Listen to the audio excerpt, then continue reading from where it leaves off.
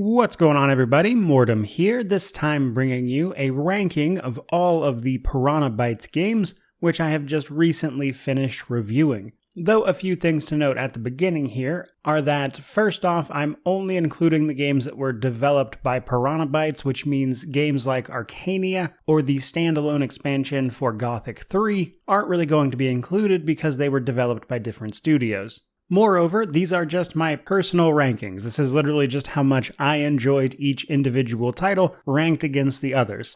And on that note, by and large, I wouldn't really consider much of any of them bad games. I think in the case of their older titles, like pretty much all three Gothic games, it requires a certain amount of commitment to get you over the hurdle of getting those games to run, but I think one thing that is remarkable about the studio itself is that they've managed to cultivate a very passionate audience of people that have, in many cases, very passionate feelings about their individual games. And for a studio that has been around since 1997, while mostly keeping itself firmly in the realm of AA games, and more specifically a sort of subgenre that is affectionately referred to as Eurojank, that is to say very ambitious titles that, while usually a compelling RPG, tend to be hindered by some general jankiness, which is the case for pretty much all of Piranha Bytes games. Which I find compelling enough to probably also make a separate video talking about my thoughts on the studio, but for now we're going to keep it strictly to their video games, so with all of that out of the way, let's actually dive into this and start ranking some of these titles. We're going to start from the bottom and work my way towards their number one title, and at the very bottom of the list we have Gothic 3. So to start, Gothic 3 is, I would say, the most difficult game to deal with in terms of getting it to run.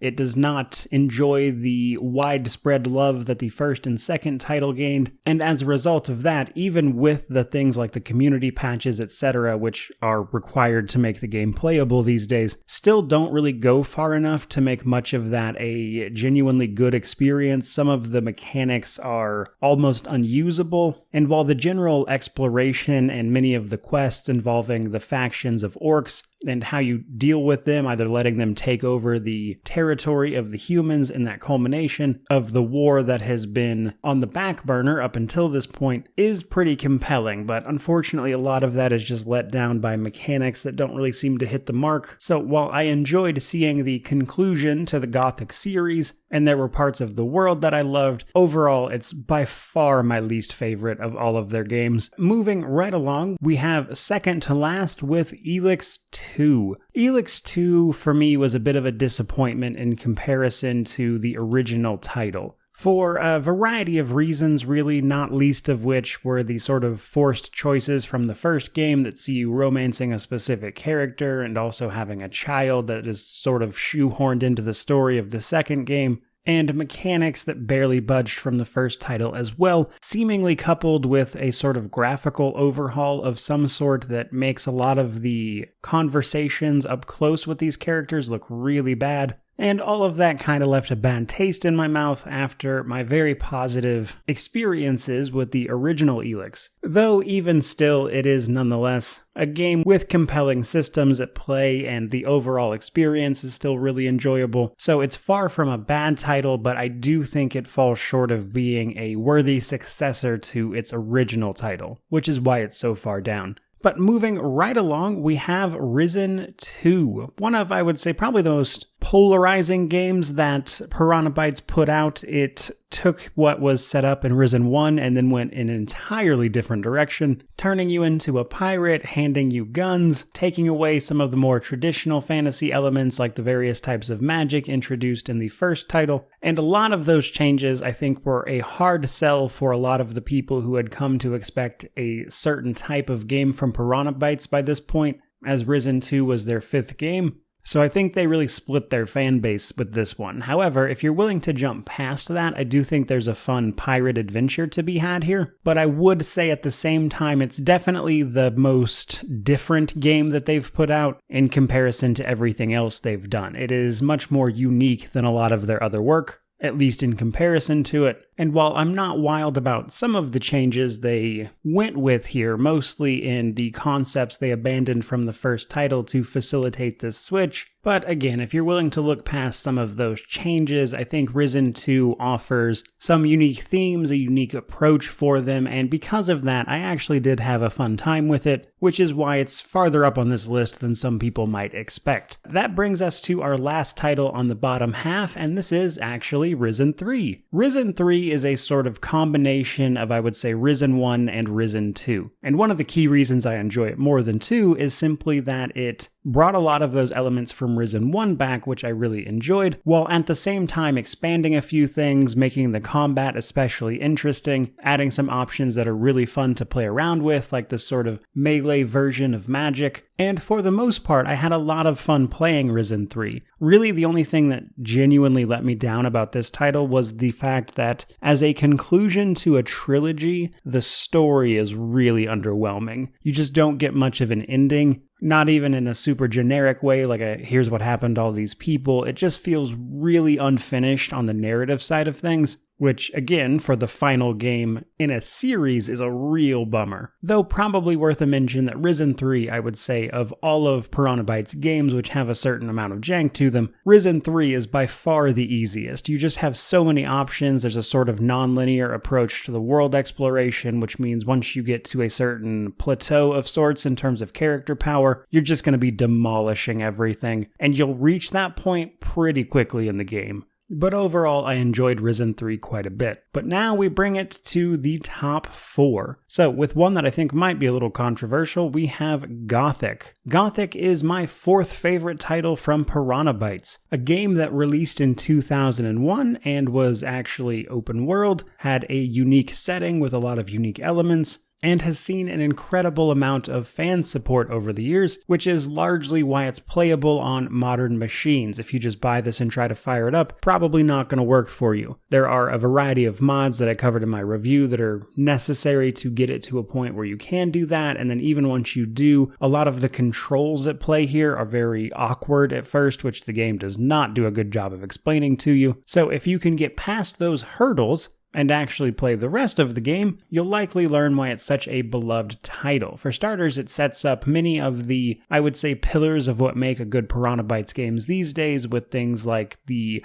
overall progression systems, although of course in an early form, on top of things like being able to pick one of several factions, which can change your playthrough a bit. But I think what really sets Gothic apart from the rest of their games, besides maybe Gothic 2, is the atmosphere at play. The world you are in feels very unique. The setup here is that you are a prisoner thrown into a penal colony, forced to mine magic ore for use by the Kingdom of Man to fight off an orc invasion, which means all of the currency of the penal colony is done with magic ore, which is just the tip of the iceberg in terms of flavor, which means in spite of the hurdles to playing this game and even things like the very clunky controls to be sure, it nonetheless is a game I would say holds up today in many ways, but nonetheless is only 4th on the list. So that brings us to our top 3, and my 3rd favorite Piranha Bytes game is actually Risen 1. I really enjoyed the first Risen. I think it does fall apart a little bit towards the late game, but that could be said of most of Piranha Bytes games, to be honest. And I think the final boss was incredibly disappointing, but pretty much everything else about it was really well done. Originally, Risen was supposed to connect to the Gothic series in some ways, but due to a variety of things around the rights to Gothic, and Piranha Bytes split from their publisher at the time, Joe Wood, which is a now defunct company, they were sort of forced to cut the Gothic branding out of it for the time being. But Risen 1 sees a world where the gods have been pushed out, which has allowed elemental lords known as Titans to rise up and threaten humanity as they war with each other. We find ourselves washed up on the Isle of Faranga and are just trying to survive, which of course means siding with one of several factions as we seek to get by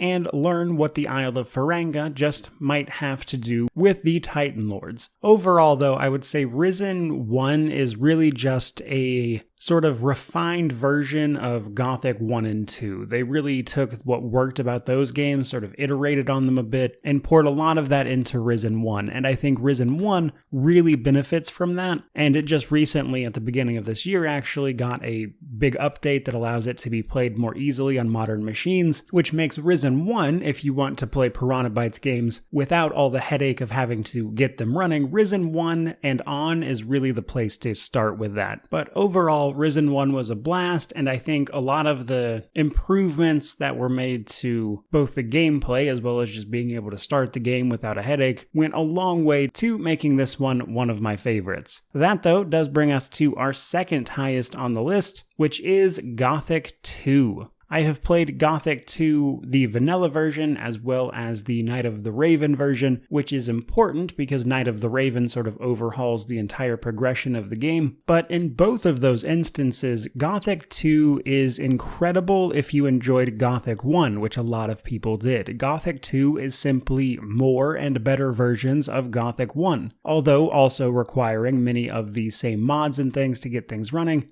Again, on modern machines, but I think Gothic 2 is such a fantastic experience that it's well worth the effort to do so. Now, the tough sell here is that Night of the Raven in particular can be a little unforgiving in terms of its progression systems, which means a lot of people, and honestly probably the best advice, would tell you to play through the original version first, though Night of the Raven adds a big new area to explore and a bunch of new quests. But either way, Gothic 2 is a wonderful experience. I really enjoyed a lot of the gameplay improvements here, and while it's certainly by all accounts a very clunky game by today's standards, it is nonetheless a really special game from the time period in which it was made, and while it's not exactly a game that ever took off here in the US due to a variety of marketing issues, I would say, it really is a wonderful title. So while you might not want to play it for yourself, I do think it's worth checking out a lengthy video essay to sort of get a feel for it if you've got some time. That does bring us to our number one spot. With only one game left to talk about, this is of course Elex, which is probably a good time to remind you that this is a list of my personal rankings. And personally, I loved Elex, which might be in no small part to do with the fact that Elex is actually the very first Piranha Bytes game that I played, and I enjoyed it so much that I decided to go review all of their other games before making this video. Overall though, Elex is a fantastic piece of unique fantasy, but as always accompanied by the trademark jankiness, so to speak, of Piranha Bytes games. This game takes place on a world that has been devastated by a meteor strike that brought a unique substance known as Elex to the planet, which can be used by people to gain power at the cost of stripping you of your emotions. The world sort of blends high-tech sci-fi fantasy with an almost Wild West vibe that I really enjoyed. Couple that with a world that is really fun to explore with lots of secrets to find about even just the most prominent religion, can lead to a lot of really interesting gameplay, especially when you make use of the jetpack available to you, which was also available in the second title, and that's to say nothing of the game's great characters and companions, which altogether made for a game that really landed with me. I am very fond of Elex, which is why after playing all of their games, it is still their number one title for me. And while Elex is certainly a much smoother experience than many of their earlier titles, it is still nonetheless though beset by that trademark janky gameplay, which is really about the only place I can fault the game, at least in any major way, because if you couldn't tell, this particular game's brand of sort of weird sci-fi just landed for me really well. I loved Elex, and in my opinion, it's the best game Piranha Bytes has put out, and while Elex 2 was disappointing, I am still very much so invested in that storyline, and I'm very curious to see where Elex 3 goes if we actually see that made, though given that they've done two trilogies, with Elex 2 ending on a very obvious cliffhanger, makes it seem pretty likely Elex 3 will be in the works. But that's going to do it for today. If you guys want to hear my full thoughts on any of these games, I've reviewed all of them, so feel free to check those videos out. And in the future, hopefully we can talk about Elex 3. I certainly hope you enjoyed this video. By all means, let me know how you feel about these rankings down below. I'm sure people feel very strongly about a few of them, but as I mentioned towards the start, I really think it is a credit to Piranha Bytes' ability to make a world that people have such strong opinions about the games that they've made. So with that in mind, I'm looking forward to the conversations down below, which of course means to like, comment, subscribe, all that YouTube jazz. But regardless of any of that, truly just thank you so much for watching. It's been a real pleasure to get to play through all these games as I do this full time these days, and without the support of people watching, I just literally wouldn't be able to do that. And playing through these particular sets of games has just been a real blast for me, and getting to talk to people along the way about said games has really just been a remarkable experience that I can't thank the audience enough for. So truly, thank you. May you wander in wisdom and have an amazing day.